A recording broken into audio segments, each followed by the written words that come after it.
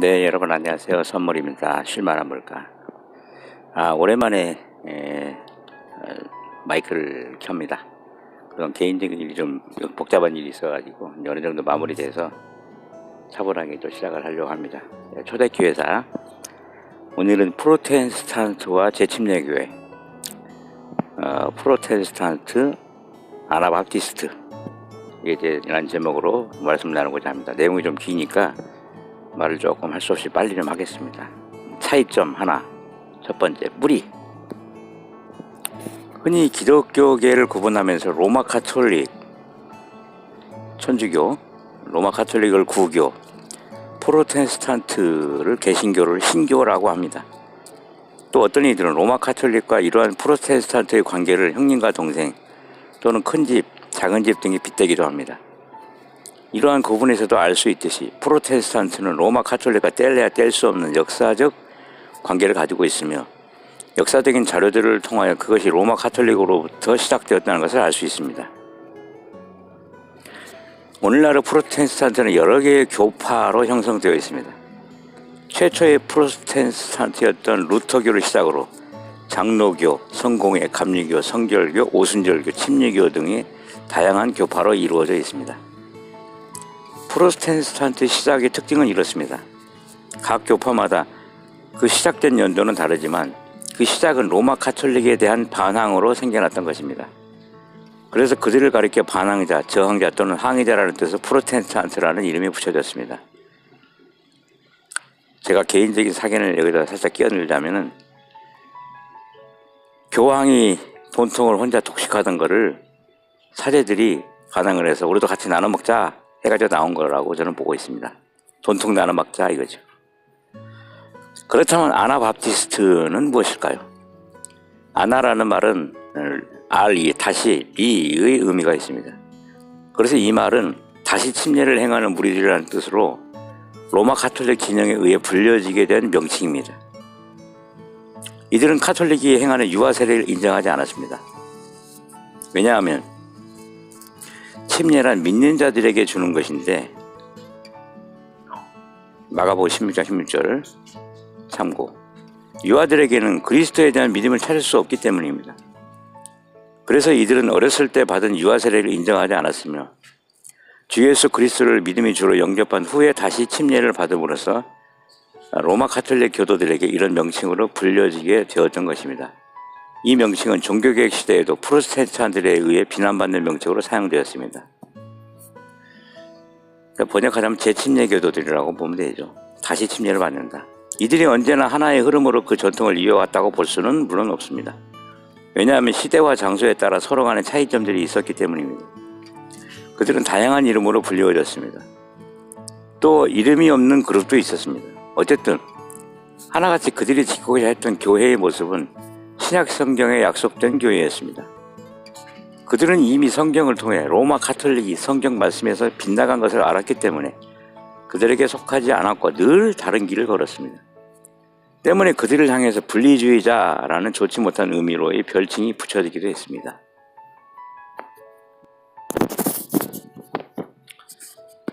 이전에 오직 로마 가톨릭만이 유일한 교회로 존재했었다고 믿는 많은 사람들에게 이러한 아나바프티스트의 존재는 그게 아니었음을 증거해주는 자료가 됩니다.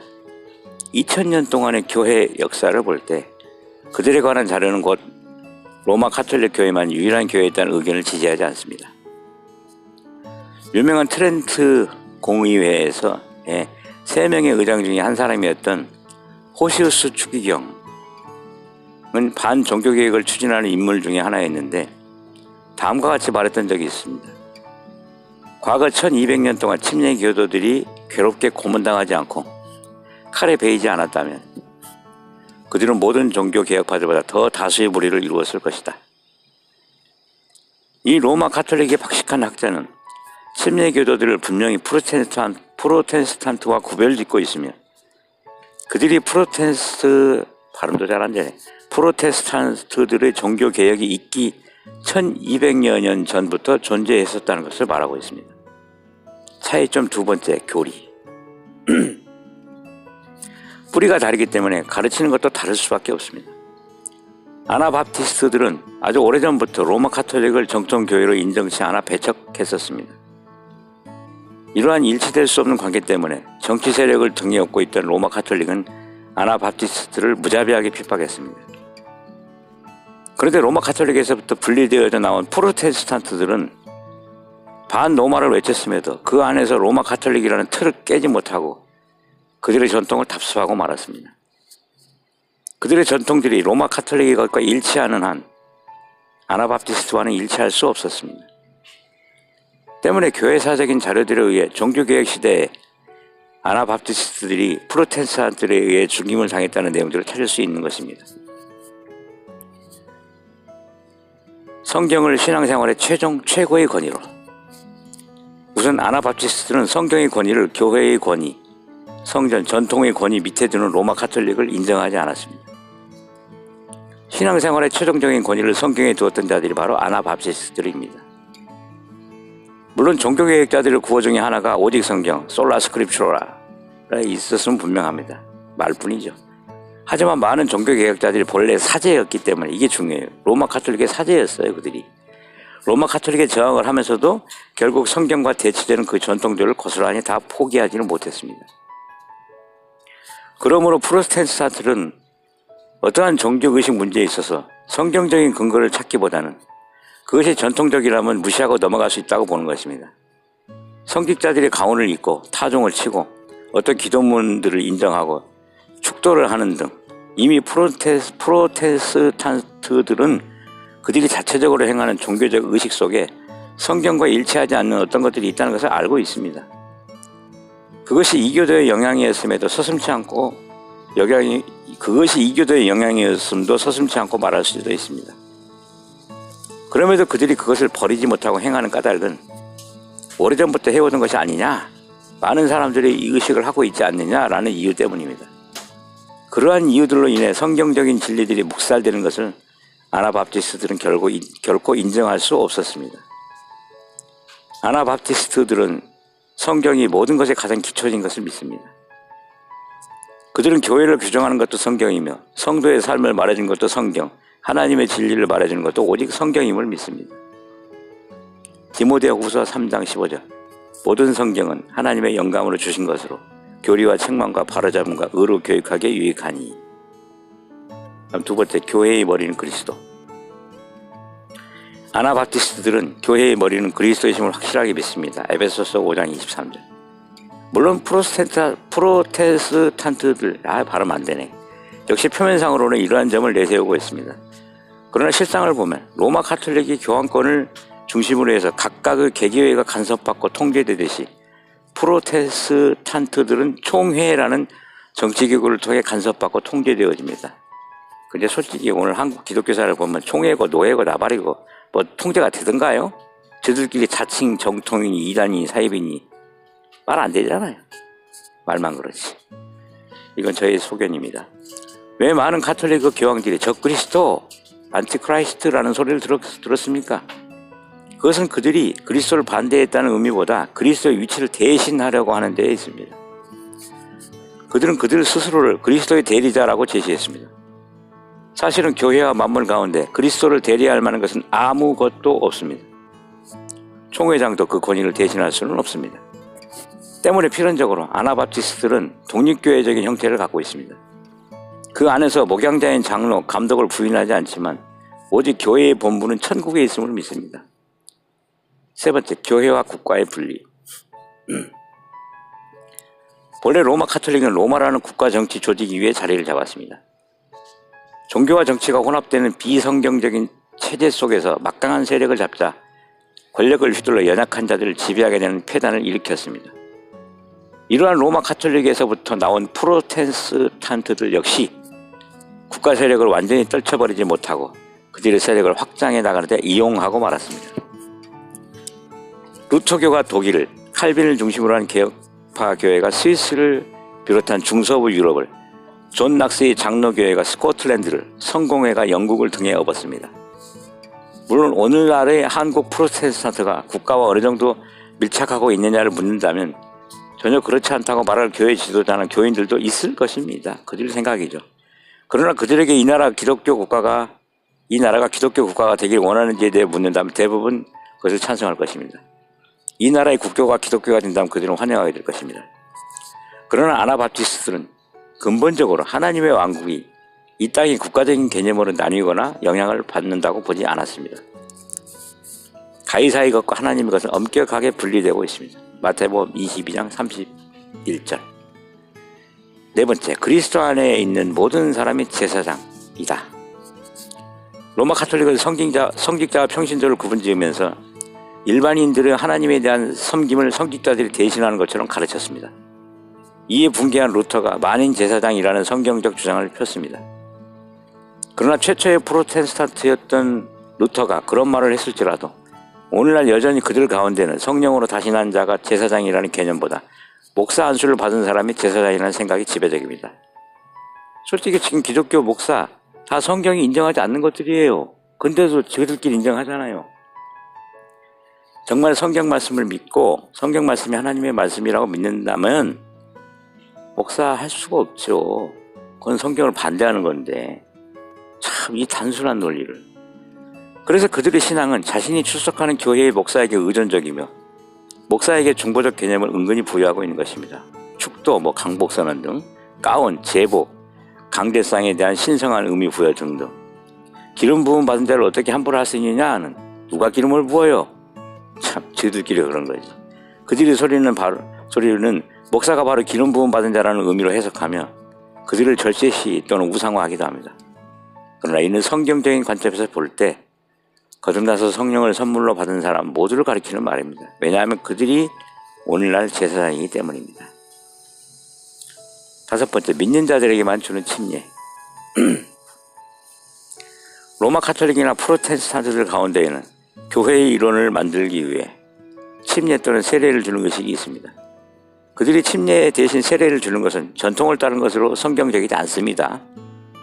예수 그리스도를 만난 사실이 없음에도 기독교에 대한 우호적인 자세를 취하는 사람이 있다고 그에게 침례를 주는 것은 역시 성경적이지 않습니다. 그러한 모습을 많이 접할 수 있는 곳 중에 하나가 군대입니다. 그곳에서는 누가 더 많이 세례를 주는가를 시합하는 것과 같은 인상을 받습니다. 성경은 반드시 주 예수 그리스도를 믿고 거듭난 자에게 침례를 주라고 말씀합니다. 사도행전 2장 38절. 그러므로 믿고 거듭난 사실이 없는 사람들에게 주는 세례 및 유아 세례는 교회 문화에 익숙한 교인을 만드는 것이지 성경적인 것이 아닙니다. 대개의 프로테스탄트들이 이러한 침례 또는 세례 문제에 있어서 로마 카톨릭을 따라 전통적인 방법을 지키고 있을 따름이지 성경적이지 않습니다. 문제는 그들의 침례 또는 세례 가운데에는 그리스도와 함께 죽고 새 생명으로 일어난다고 하는 의미로서 로마서 6장 2절로 7절의 침례가 아니라 어거스틴이 말했던 대로 단지 죄를 씻는다든지 교회에 입교하는 하나의 의식으로서의 의미가 강하다는 점입니다. 그렇기 때문에 교회만 출석하는 많은 이들 가운데에는 아직까지도 스스로 무언가 해보려는 사람들이 많습니다. 그것이 선행이 되었든지 종교적인 행동이 되었든지 구제가 되었든지 하나님께 인정받으려는 자기 의로서 몸부림치는 사람들이 많은 것입니다. 옛 생활에 단절된 사실이 없이 하늘의 복과 현세의 복을 겸하여 누리려는 욕심에 빠진 사람들은 대부분 이러한 신앙적 문제 때문에 빚어진 결과를 알 수 있습니다. 그리고 이러한 프로테스탄트의 전통적인 문제들을 지적하면 이것이 복음에 영향을 미치지만 않는다면 있어도 없어도 그만이 아니냐 한번 반문합니다. 그러나 만일 우리가 복음이 우리가 어떤 개념에만 영향을 미치는 것이라고 생각한다면 우리의 복음은 성경적인 복음이 아닙니다. 왜 바울이 우리에게 복음에 합당하게 생활할 것을 부탁했겠습니까? 빌립보서 1장 27절. 믿는 자의 삶 전체에 미치는 복음의 영향이 크기 때문입니다. 행함 없는 믿음은 죽은 것입니다. 만일 오늘날 우리가 다루는 의식이 프로테스탄트의 의식에 비해 단조롭고 형식 파괴적이라고 하는 것이 단지 단순화를 원하는 현대인의 감각이나 기호에 맞춘 것이라면 또는 어떤 특별한 센세이션을 불러일으키기 위해 시도하는 것이라면 우리는 하나님의 심판을 받아야 할 것입니다. 그러나 아나바티스트들의 그러한 단순화된 의식은 복음적인 것에 근거를 두고 있습니다. 결코 분리되어져 생각할 수 없는 것입니다. 여섯 번째, 오직 그리스도의 피로 인한 영원한 대속. 히브리서 9장 12절. 이제 프로테스탄트와 아나바티스트의 가장 중요한 차이점을 언급한다면 예수 그리스도의 대속 사역에 대한 양쪽의 견해에 차이가 있다는 것입니다.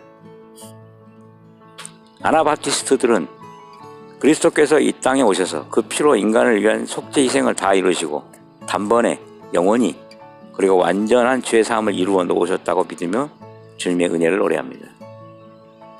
그러나 오늘날의 프로테스탄트는 계속적으로 죄짐을 벗기 위해 고전분투하고 있다는 점입니다.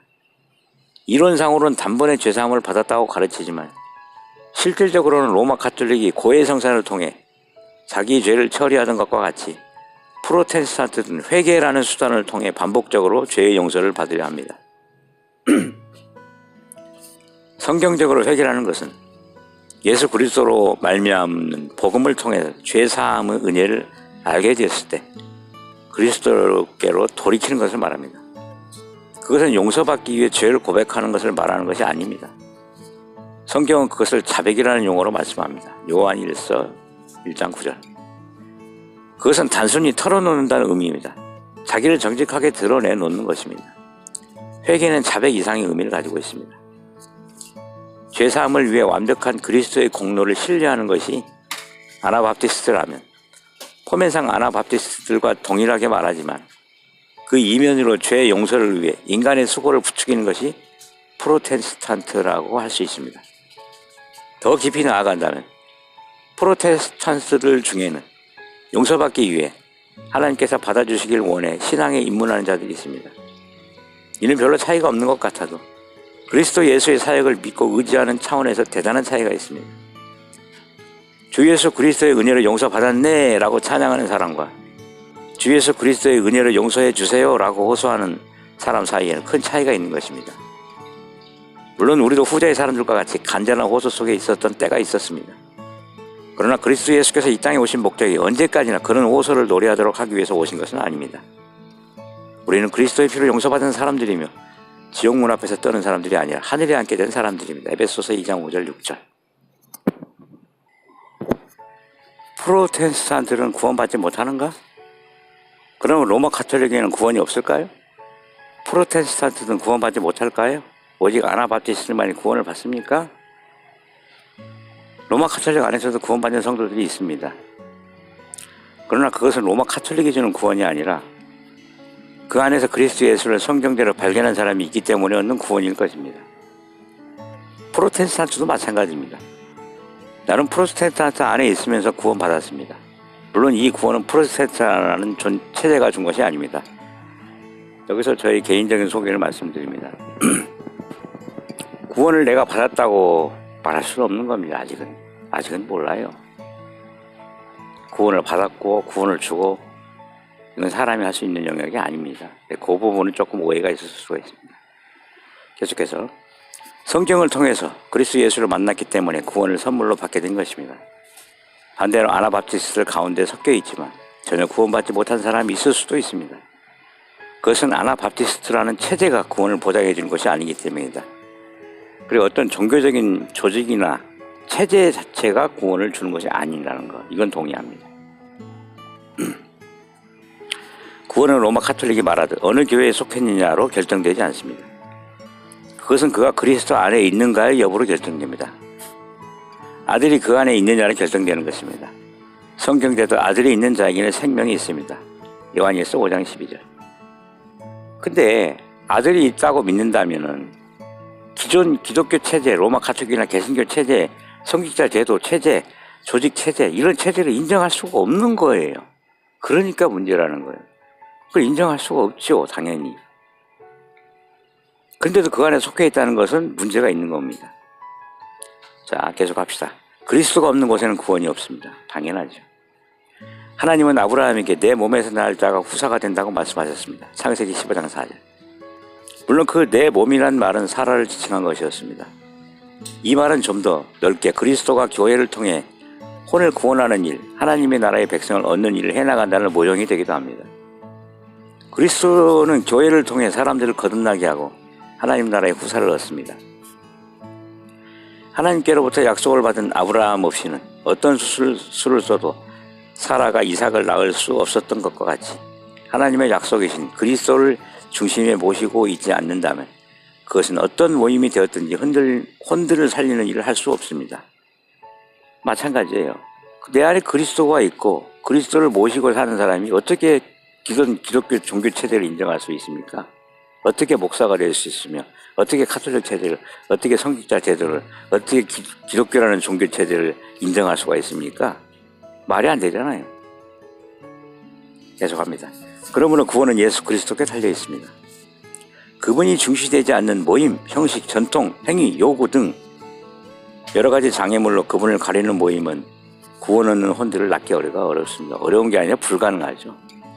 그런 면에서 로마 카톨릭이나 프로테스탄트가 여러 장애물로 구원을 얻기 어려운 입장에 놓여 있는 것은 사실입니다.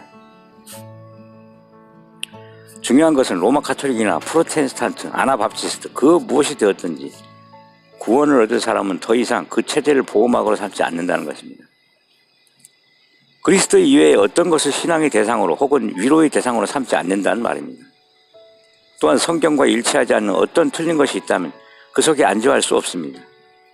이것은 그가 구원을 얻는 믿음, 곧 행함 있는 믿음으로 그리스도 안에서 새롭게 낳기 때문입니다. 프로테스탄트에 대한 아나밥티스트의 입장.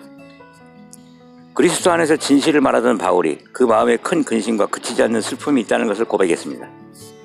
그 근심과 슬픔의 까닭이 무엇입니까? 그것은 그 동족 때문에 비롯된 것이었습니다.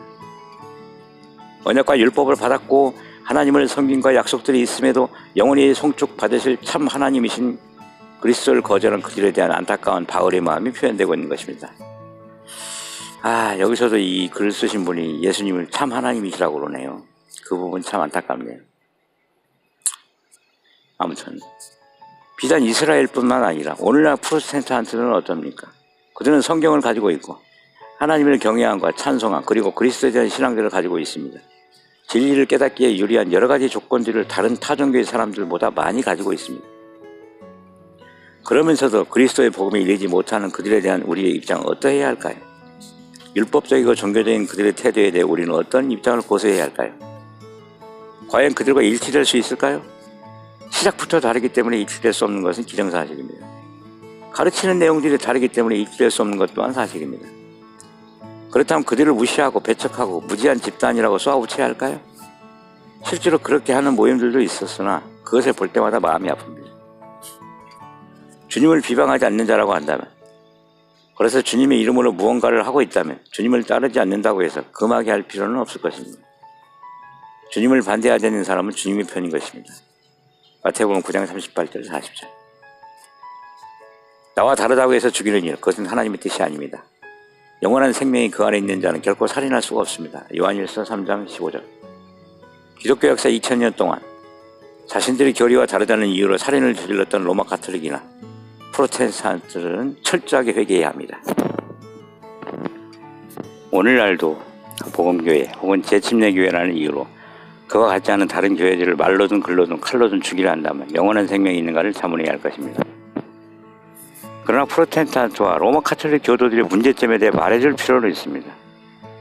그들도 예외 없이 예수 그리스도를 올바로 알아야 할 대상들이기 때문입니다.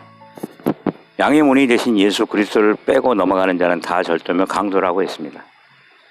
예수님을 통해 들어가지 않는 자는 반드시 그 가는 길이 사망의 길임을 깨닫도록 하기 위해 짖는 개처럼 소리쳐 주어야 합니다. 오늘날 우리는 하나님을 섬긴다고 하면서 의식, 규례들을 의지하는 자들, 선행을 의지하는 자들, 자기 구제와 열심을 의지하는 자들, 교파, 조직, 교회를 의지하는 자들, 전통을 의지하는 자들에게 예수 그리스도를 보여주어야 합니다. 주 예수 그리스도께서 영원히 경배받으실 참 하나님을 알려줘야 합니다. 이 양반도 또 계속 하나님이라고 그러네. 마음에 안 들어. 주 예수 그리스도의 영원히 경배받으실 하나님의 아들이심을 보여줘야 합니다. 그들이 하나님을 섬긴다고 하면서 하나님을 운운하면서 예수 그리스도의 가치를 절하시키고 모든 종교적 형편에 마음을 두는 것은 실로 안타까운 일입니다. 바울의 그 애타는 마음으로 결코 포기되어질 수 없는 전도 대상자였던 이스라엘처럼 로마 가톨릭 교도들이나 프로테스탄트들은 진정 우리의 주 예수 그리스도를 심어주어야 할 사람들입니다. 왜냐하면 그들 중에 얼마가 예수 그리스도의 가치에 대해 올바로 깨달을 때 놀랍게도 변화되는 모습을 나타내는 것들이 입증되었기 때문입니다. 물론 그들 중에는 올바른 프로테스탄트도 있습니다. 나는 그 사실을 부인하지 않습니다. 그러나 예수 그리스도를 통해서 하나님을 아는 올바른 길로 나아가는 일이 부족하다면 때때로 그들 중 많은 수가 다른 종교의 신들을 숭배하듯 주 하나님을 생각한다면 그것은 반드시 개혁되어야 할 필요가 있는 것입니다. 그런데 아직도 주 예수님의 가치를 희석시키고 이교적인 방법으로 하나님을 섬기는 일을 총수인 로마 가톨릭의 영향이 아직도 남아있는 것이 개신교라면 진정한 개혁은 어려울 것입니다. 성경이 말하는 신약교회로부터 멀어져간 사람들에게 우리는 말해야 합니다. 내 백성아 거기서 나오라. 이 내용은 갈보리 컨텐츠 2002년 7월 8월 통권 7호 도서출판 바이블서원 임동선 인천생명침례교회 목양자가 쓴 내용입니다. 여러분들에게 좀 도움이 되었으면 좋겠어요. 교회의 본질이 뭔지, 지금 현재 한국 기독교, 세계 기독교의 출발과 기원이 어디서부터인지 조금 도움이 되었으면 좋겠습니다. 저는 다시 한번 말하지만 기독교, 가톨릭이나 천주교, 개신교 다 포함해서 기독교라는 종교 체제 안에서는 나와야 합니다.